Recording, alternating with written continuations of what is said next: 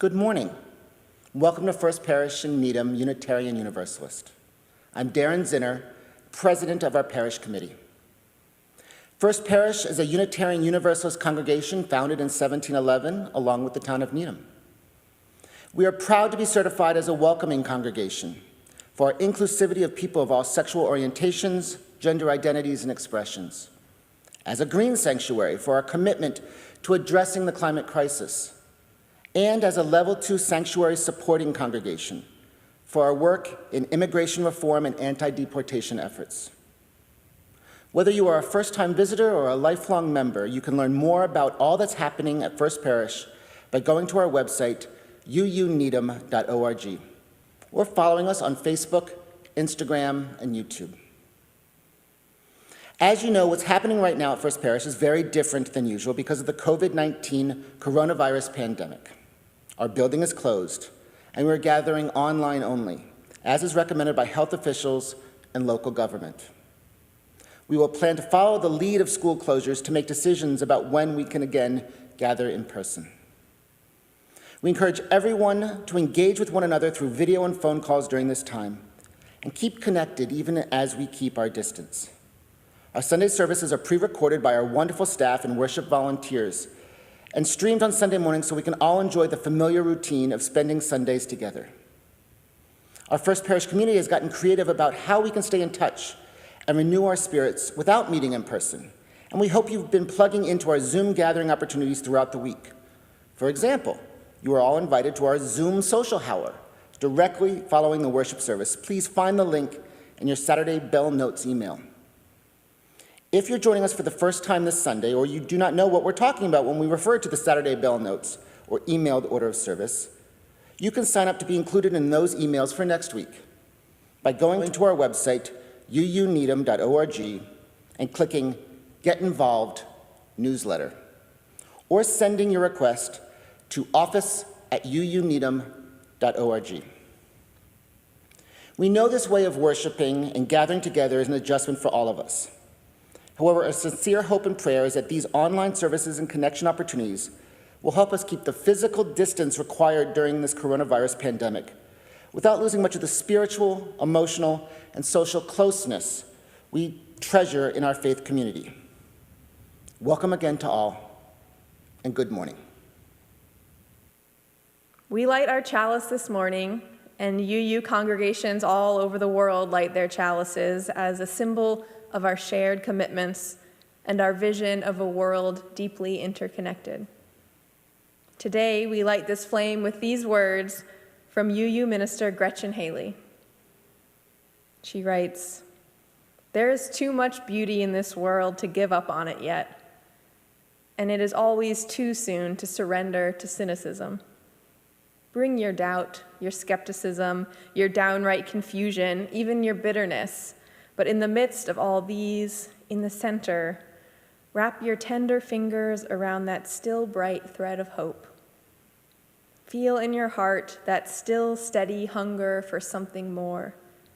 The vision we glimpse every day in the rising sun across the foothills, the light that spreads across the face of the one we love, the look of knowing all there is to know and still loving life, loving us, just as it is, just as we are. For this hour, we come to celebrate, to praise, to give thanks, to refuse to give up, to steady ourselves. Keepers of hope, brave builders of this still possible world, come, let us worship together." I'd like to invite you this morning into a call to worship that is a mutual call to worship.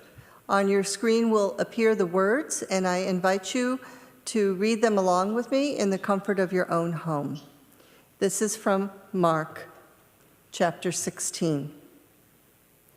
On the first day of the week, at early dawn, they came to the tomb, saying, "Who will roll away the stone from the entrance to the tomb?" They looked up and saw that the stone had already been rolled back, and on the right they saw a young man. They were alarmed, but the man said to them, "Why do you seek the living among the dead? So they went out and fled from the tomb, for terror and amazement had seized them, and they said nothing, for they were afraid. And I invite us now to join together in our opening hymn, number 61. If you have your gray hymnal at home, you can follow along there. Number 61, Lo, the Earth Awakens Again.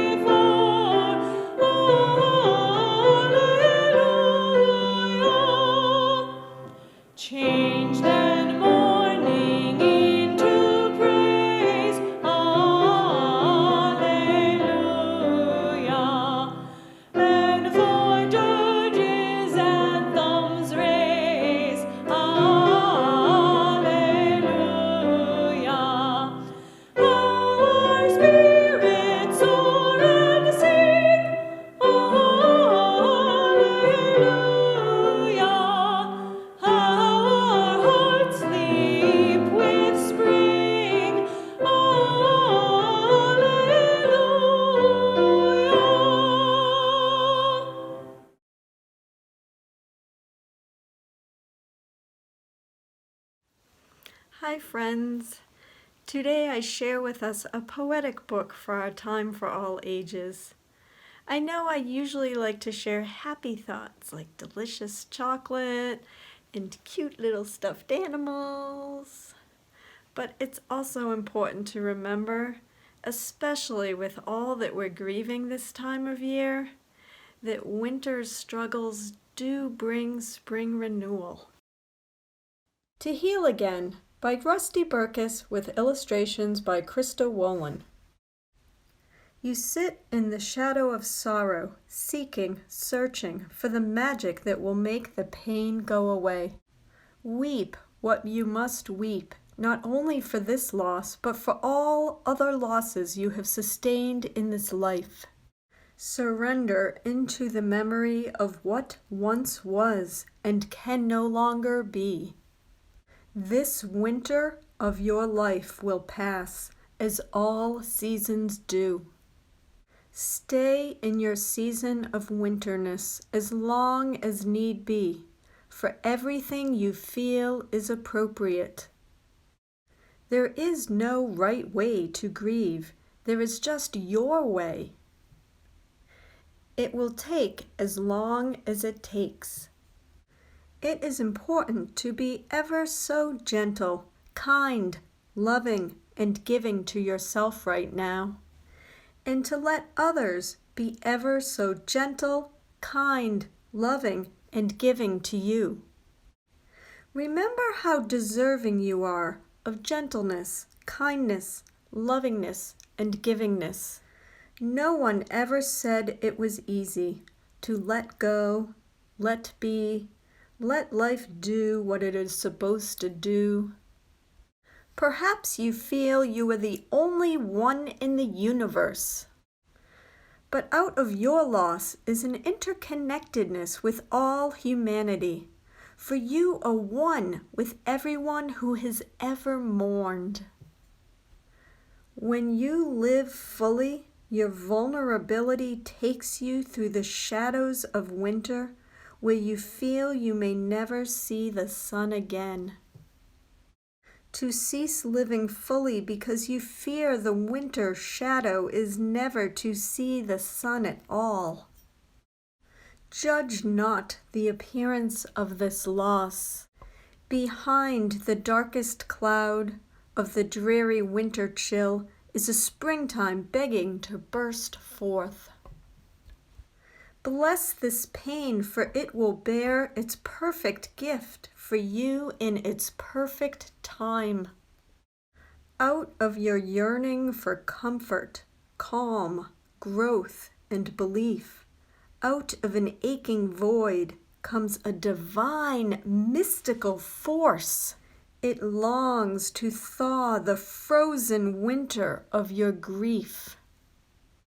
For the invisible world of spirit will be your greatest power for which to heal. Know beyond all knowing that through the power of the Spirit within, you will befriend your highest self. The exquisiteness of this friendship leads you to realms of compassion, humility, and service, to a fulfillment you never knew existed. Into a holy instant of springtime, of harmony, creativity, and the opportunity to once again master your life. Behold, you will sit in the radiant sun without sorrow, no longer seeking, searching for the magic that will make the pain go away. Ready to love, to smile, to sing, to give, to heal again. May this book remind us all that lovingly holding and honoring our sadness and grief opens space for joy and renewal. These long days are not easy, but we will love each other through the rough parts and together celebrate the wonderful, wonder-filled days that are coming. Blessed be.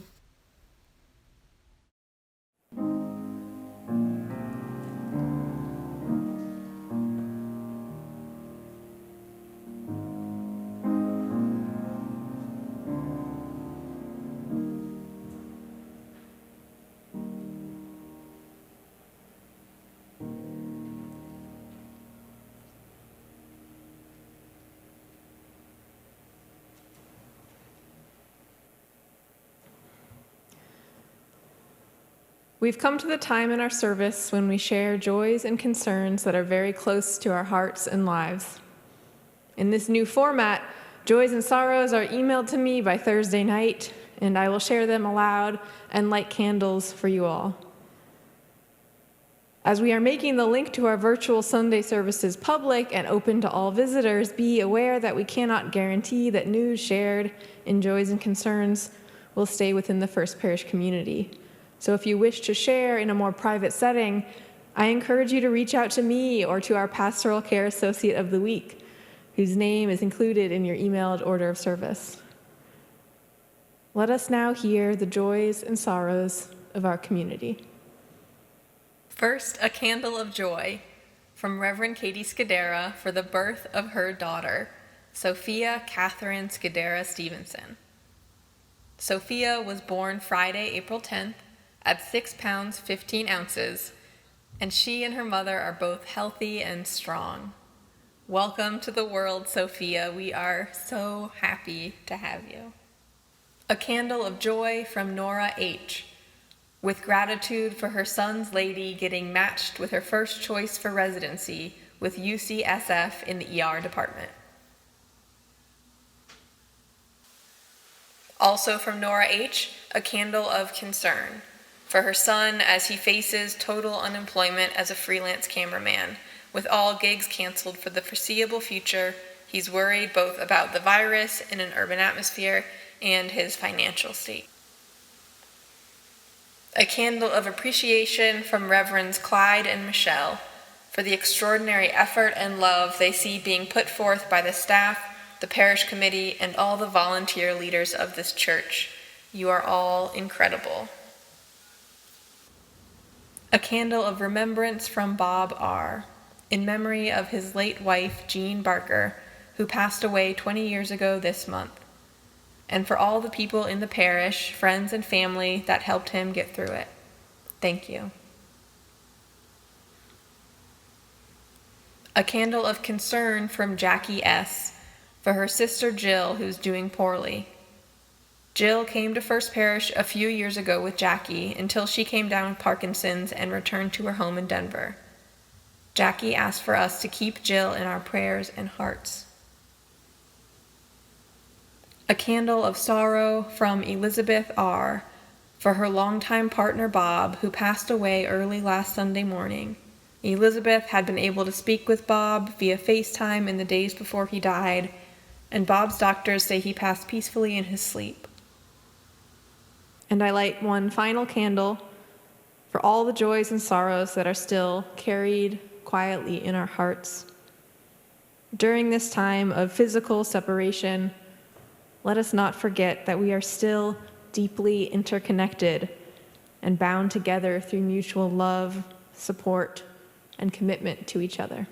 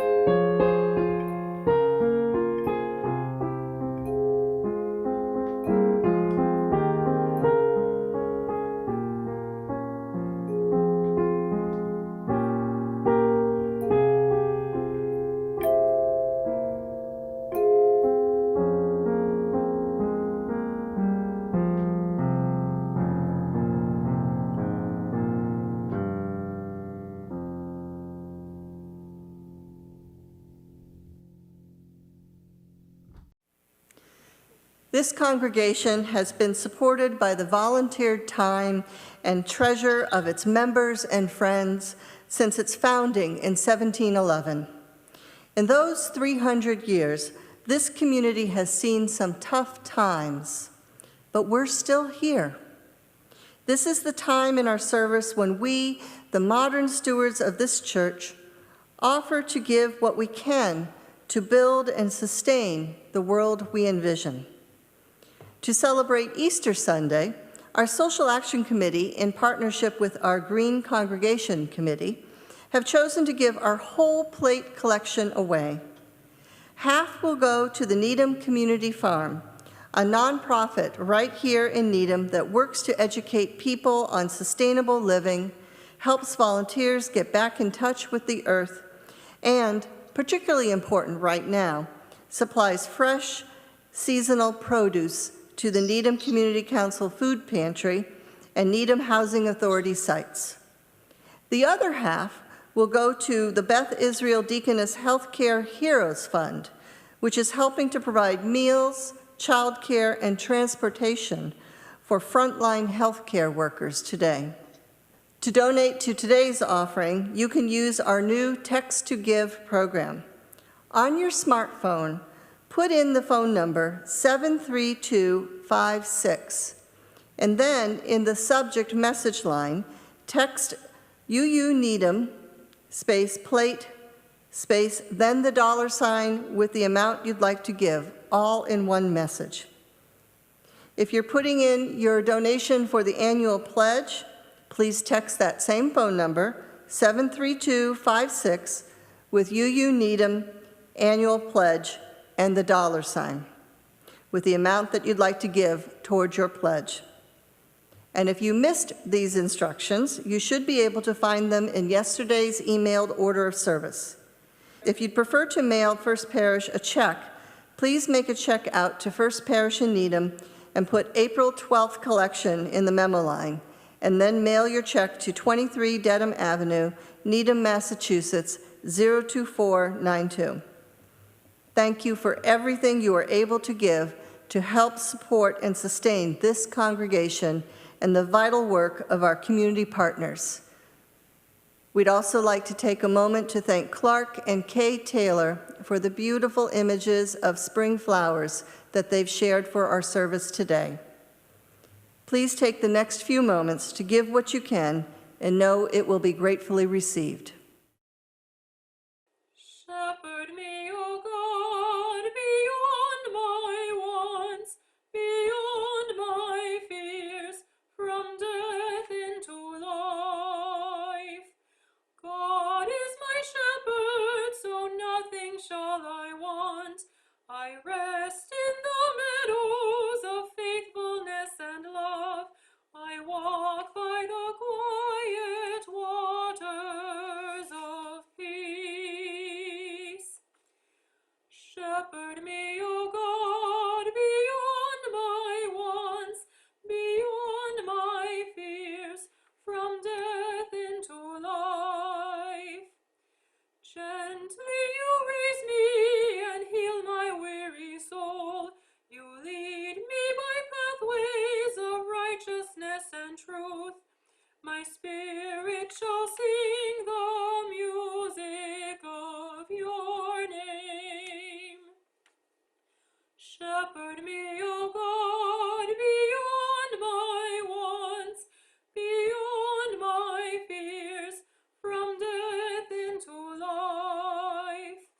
Though I should wander the valley of death, I fear no evil, for you are at my side.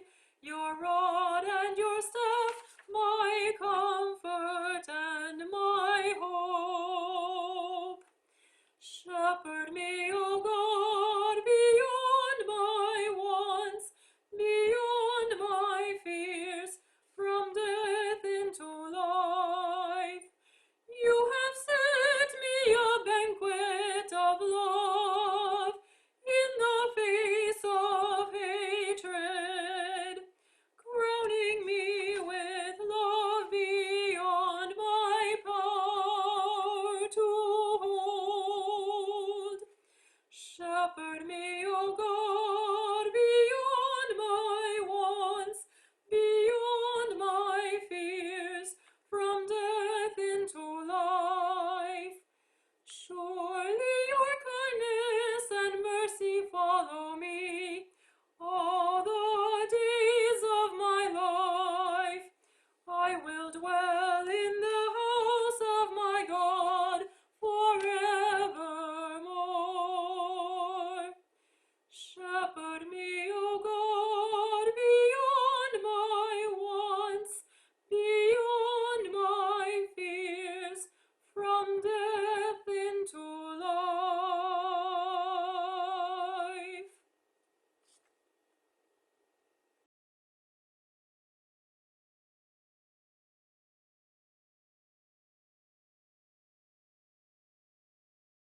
Our reading this morning is Let It Go, a poem by Dana Faulds.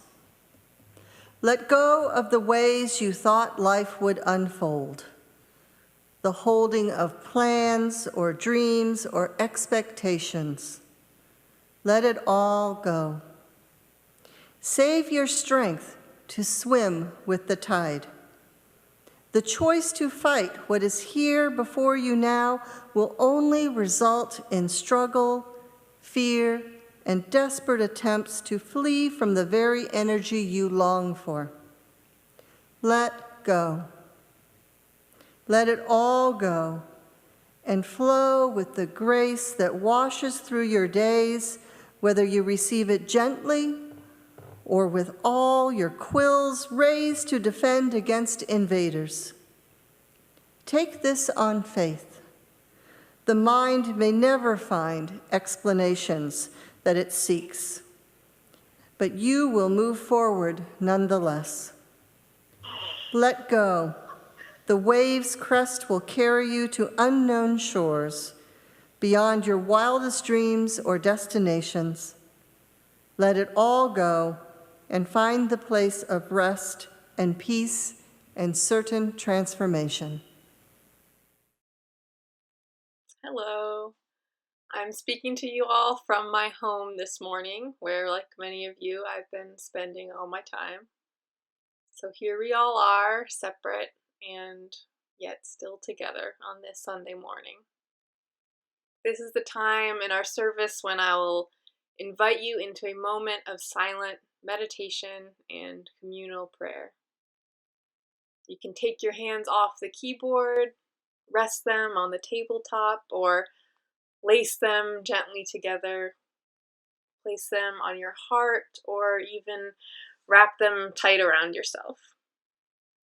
Wherever you are right now, your desk, your couch, your kitchen, your bed, take a breath. Feel how your rib cage expands, how your body rests with gravity rooting you down.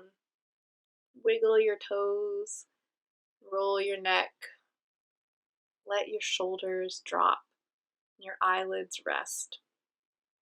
For just this next moment, let your mind center only on the next breath, the expansion and relaxation of your lungs, the steady thump of your pulse.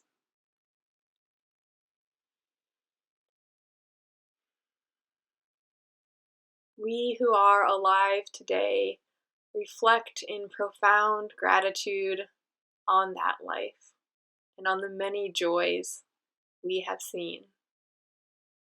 We pray in gratitude for new lives, babies being born, tulips bursting out of the ground, and promising new beginnings for those we love.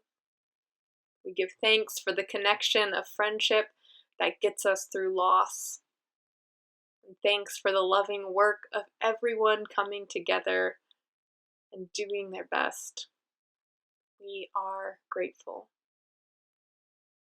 And in these days of so much hardship, we also pray that our sorrows will not always be as heavy as they are today.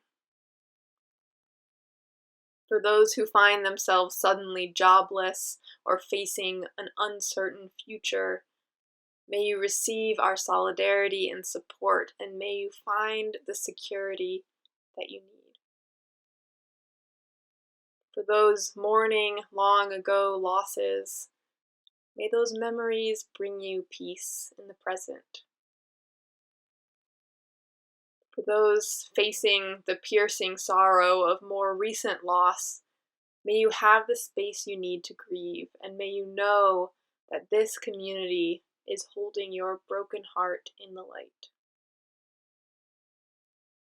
For those facing uncertainty, fear, isolation, and by that I mean all of us, every one of us who is facing those struggles. May we find the strength, the resilience, and the deep love that we will need. May we serve as protectors and creators of what is good and kind and real in this world. May we take care of ourselves and each other and our neighbors. May we remember to take breaks and find the means to relish our imperfections and the imperfection of others as evidence for our shared humanity. May we be enough, and may we know we are enough. In gratitude, in hope, in community, this we pray. Amen.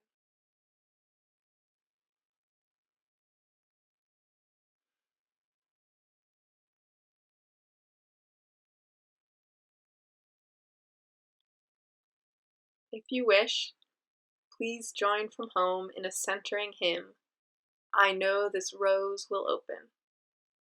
If you have a hymnal at home, it's number 396, but it's also easy to learn even if you don't have the music.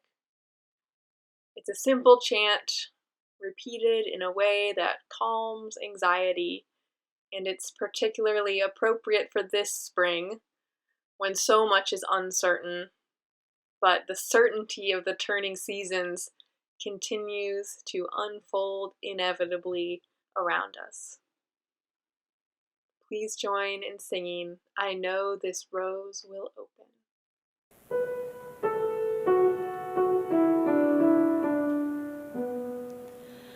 I know this rose will open. I know my fear will burn away. I know my soul will unfurl its wings. I know this rose will open. I know this rose will open. I know my fear will burn away. I know my soul will unfurl its wings. I know this rose will open. I know this rose will open. I know my fear will burn away. I know my soul will unfurl its wings. I know this rose will open.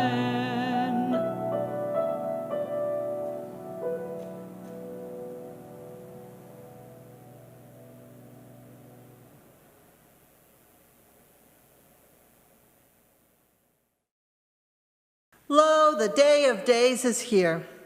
Easter, resurrection, and the Christ event of our time. Now, what in the world could that possibly mean for contemporary Unitarian Universalists? Particularly now, as we are in the midst of the COVID-19 pandemic and with a climate crisis brewing over the entire planet within this next decade. As a Unitarian Universalist who practices humanism and socially engaged Buddhism, I have a commitment to seeking the wisdom in all religions, and this includes Christianity. I have a commitment to doing justice to each religious tradition, to the messages of breadth and depth and height in all religions, including Christianity. And the events stretching from Palm Sunday through Good Friday to Easter are messages of breadth and depth and height that need to be heard for our time.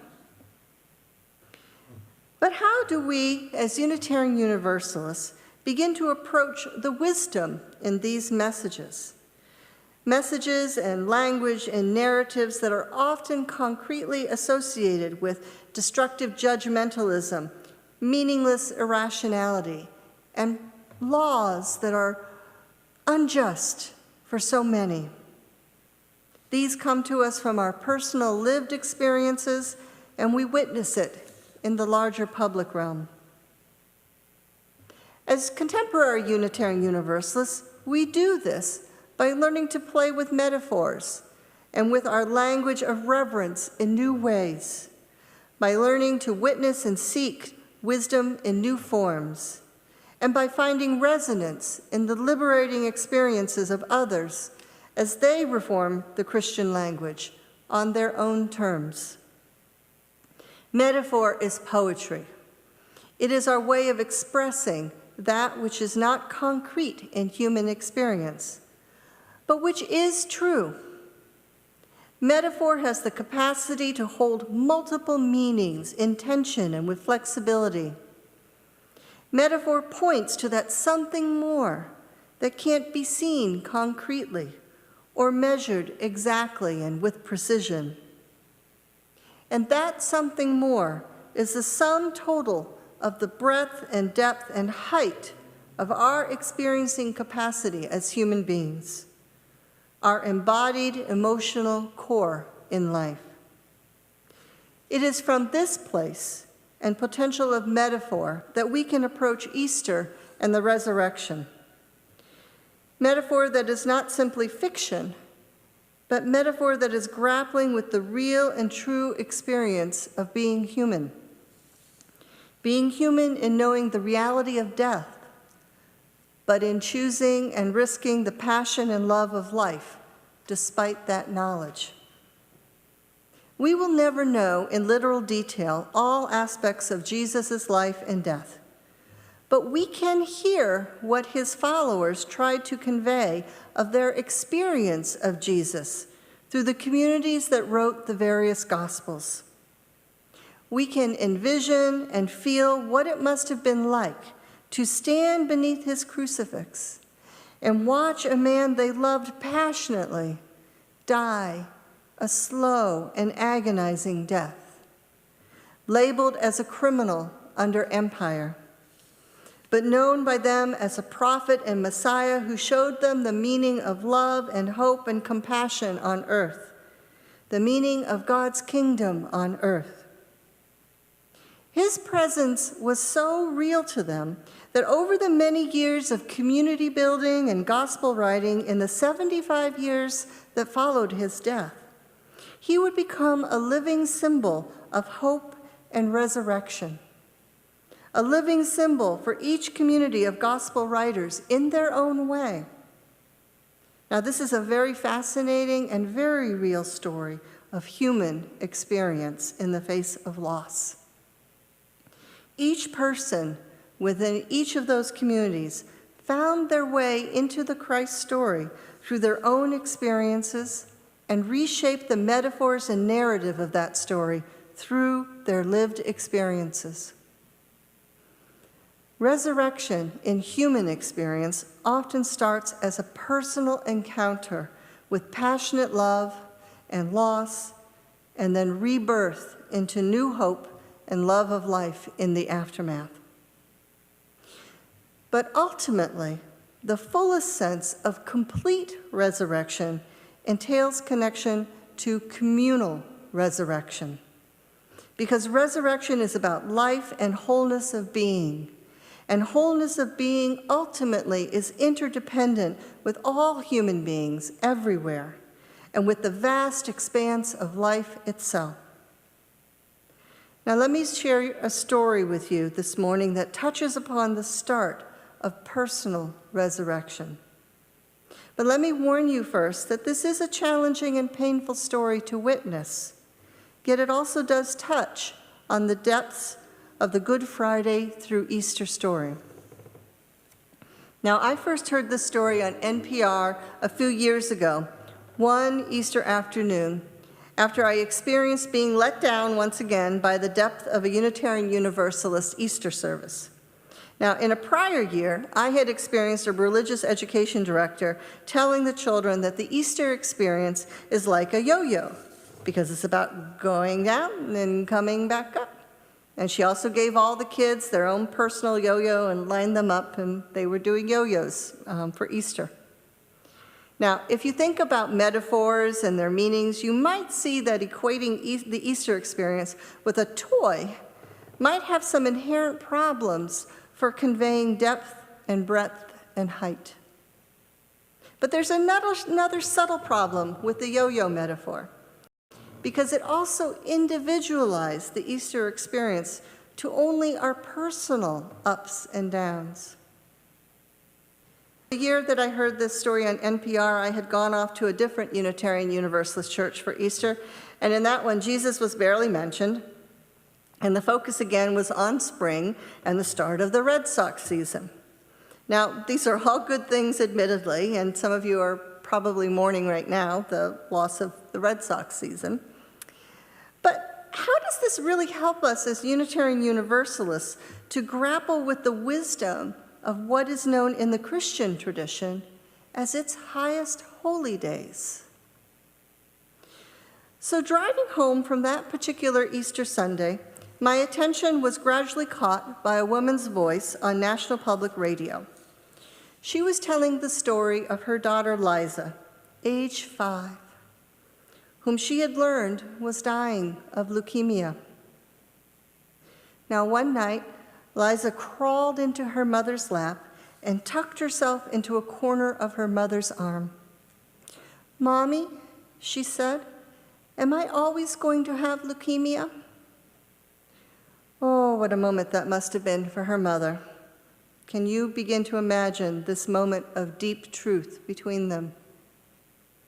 "Yes, Liza, I think so," her mother replied. "Mommy, am I going to get to be a mommy?" In an ever so soft voice, her mother replied, "No, I don't think so." "Mommy, am I going to get to be a teenager?" "No, I don't think so." "Mommy, am I going to get to be 7? "No, I don't think so." "Mommy, I know how I want to die. I want to die right here with you. No, I want to die first, and then I want you to die right after me so we can be together." Liza, when you die, part of me is going to die with you, but part of you is going to live forever with me. Oh, wherever you are, deep breath, everyone. I'm with you on that. It's a powerful story, right? And one that clearly reaches into the Good Friday experience of Jesus' death, but which also hints at the Easter experience of resurrection through her mother's living memory of Liza. A memory that isn't allowed to be just a personal memory. It's a memory that is now living in the world community through NPR's transmission of that story on that particular Easter afternoon. Now, I have to ask, why is NPR more comfortable than some Unitarian Universalists in touching this depth of pain and loss, but with the hint of hope and the work to come in the resurrection? Liza's mother was doing the hard work of resurrection in sharing her daughter's story to a broader community. The work of resurrection eventually must become communal work. And the work of resurrection often is a long and slow process, filled first with small resurrection moments, rather than a solitary, brilliant, and permanently renewing flash of life and passion. Shelley Rambo, a Christian theologian, has called it the work of Holy Saturday, the day bridging the Good Friday of loss and the resurrection of Easter. It is the type of work that benefits from having a spiritual discipline already at hand, or at least a beloved community surrounding you. Remember that in that first community's written gospel account, Mark, we are left only with the empty tomb, Mary's grief in the garden, and Jesus' cry of, my God, why have you forsaken me?" still ringing in the air. The Christian community's fuller sense of the resurrected Christ took 75 years to form in writing, and it continues to form anew for each generation's experience. Let me share a different story of communal resurrection, one that also is challenging to hear, yet perhaps it prepares us for hearing more of the work of Tina Cherry and the Peace Institute next Sunday. Now, my first learning of the power of communal resurrection came from my immersion in the Black inner city community of Boston in nearly 18 years of ministry there, when Moses, a 20-year-old, was shot in the head and murdered on Blue Hill Avenue in 1996, a murder that was witnessed at close range by 2 other youth in our UU Urban Ministry program at that time. Moses was the older brother of Randy, age 11, and he had been a member of our youth program since he was 7 years old.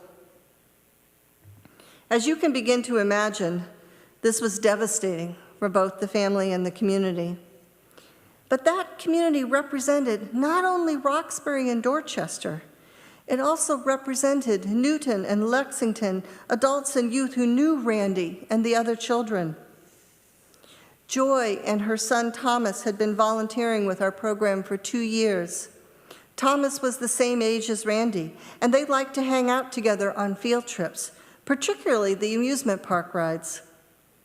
Now, I didn't know how we could possibly make it through this terrible tragedy, but we did, and we did it together as an entire community, 1 day and 1 month and 1 year at a time. Thomas could have chosen not to participate in the funeral or the subsequent memorial service, or his mother could have shielded him from doing so. But there they were, Joy and Thomas together, hugging Randy and walking with him and his family as best as they could through their experience of pain and loss.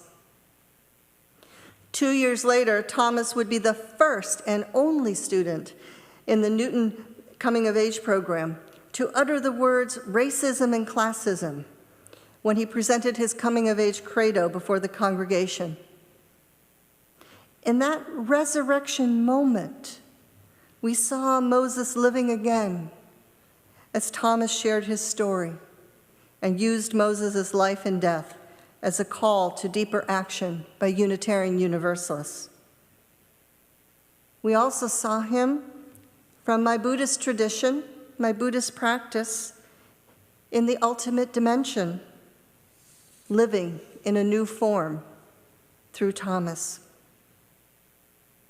So let me take my cue from young Thomas and call all of us, myself included, to a deeper sense of connection to communal resurrection in these extraordinary times.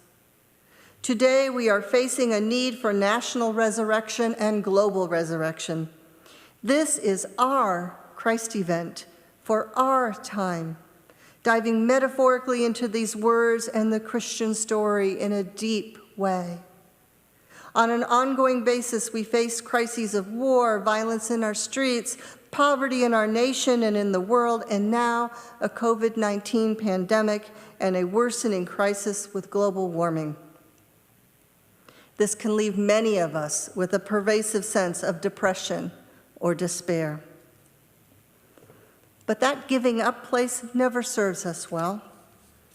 And let me suggest that the depression is actually a symptom of the psychology of American individualism, a psychology that makes it difficult to value community, a psychology rooted in a nation founded on racial, class, and gender oppression and separation, a psychology in which each person is expected to pull themselves up by their own bootstrap and then is granted the illusion that they did so.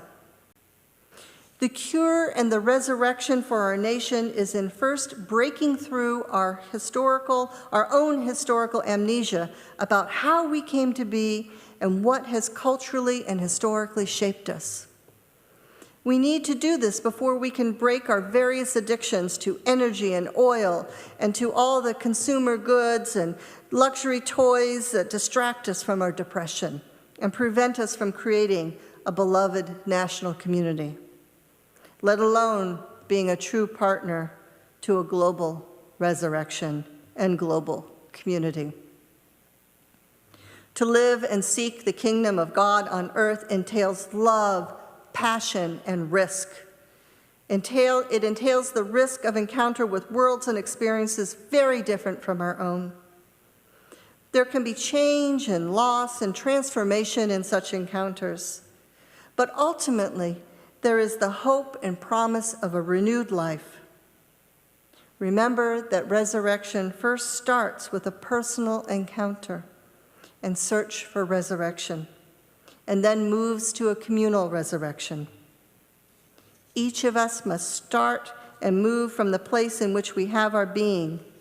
And this may mean first sharing with our fellow congregation members, church members, the stories of our own losses and search for renewed life and meaning, including in these challenging times, before we even can begin to consider the issues of national or global resurrection and beloved community. Resurrection is a step-by-step process and a slow process. In Ezekiel's Valley of the Dry Bones, the army of skeletons does not spring quickly to life. They are remembered, piece by piece, bone to bone, sinew by sinew, flesh and skin, and finally, the breath of life. In this vision, we see the Jewish tradition's clearer focus on the promise and hope of communal resurrection, one also witnessed in Passover this week. Holocaust survival Elie Wiesel writes, "All the prophetic visions in the book of Ezekiel are inserted in their proper calendar. 14 dates are indicated to help us to place the speaker and his discourse, with one notable exception, the vision of the dry bones, meaning that the resurrection is undated. And we understand why," he writes. "That vision, that promise, that hope is not linked to either space or time. That vision, that consolation is offered to every generation, for every generation needs it, and ours more than any before us." End quote. There is a promise of hope in life itself and in the life that we share together. We can learn together and act together, and we have many opportunities in the coming weeks to learn about the interlocking nature of class consumption, racial privilege, gender construction to the larger national and global issues of resurrection with which we struggle. And we also have continued opportunities to share our personal stories and journeys with one another, to connect to that ever-present spirit of life, as we call it in our Unitarian Universalist tradition. Spiritual resurrection is a lived reality in the stories that we carry and actions we manifest as individuals and as a community. This is the hope and promise of our communal ministry together as Unitarian Universalists, a connection to Easter as a process of daily resurrection, now more than ever. Blessed be. Happy Easter. Amen.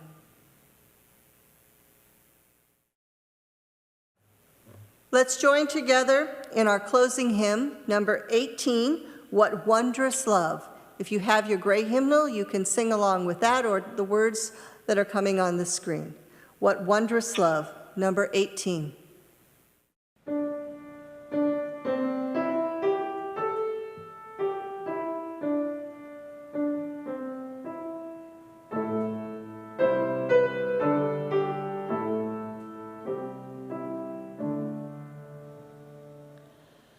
What wondrous love is this, O my soul, O my soul? What wondrous love is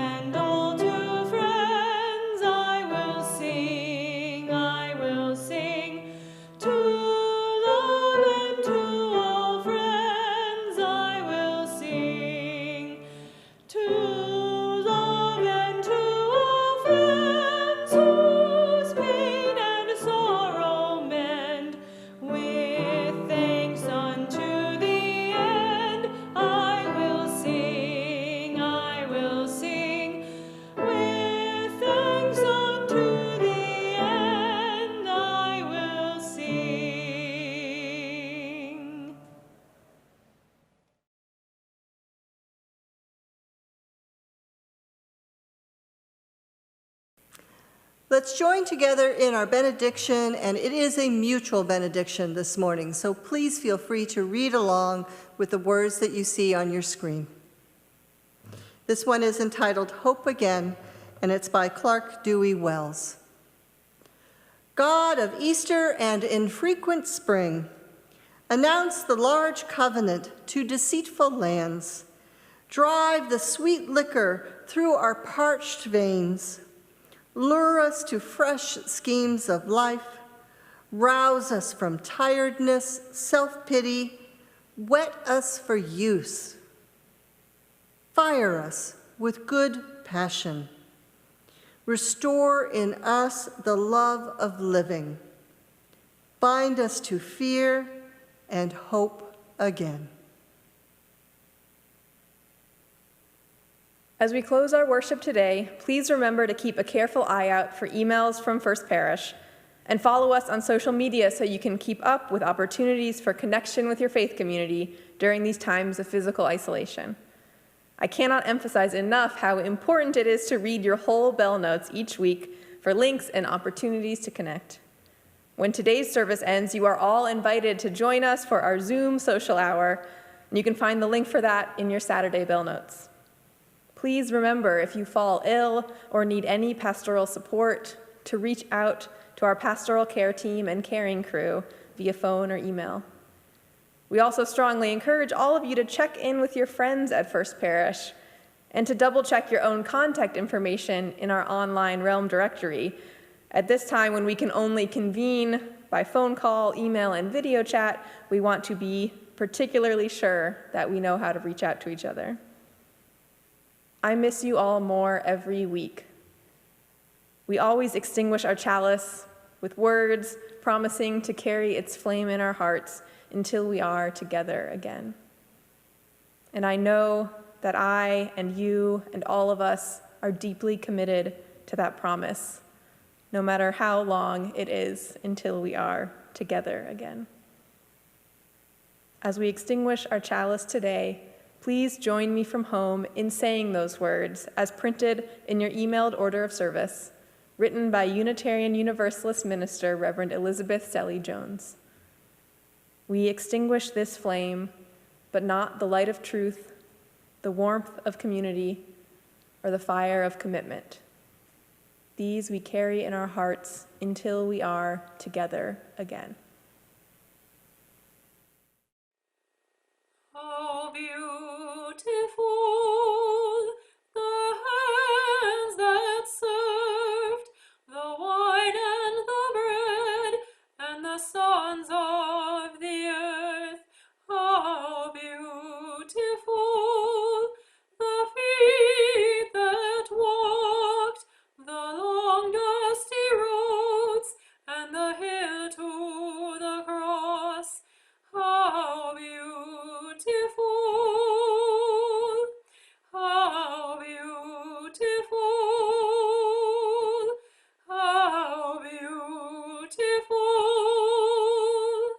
is the body of Christ. How beautiful the heart that bled, that took all my sin and bore it instead. How beautiful the tender eyes that choose to forgive and never despise. How beautiful, how beautiful, how beautiful is the body of Christ. And as he laid down his life, we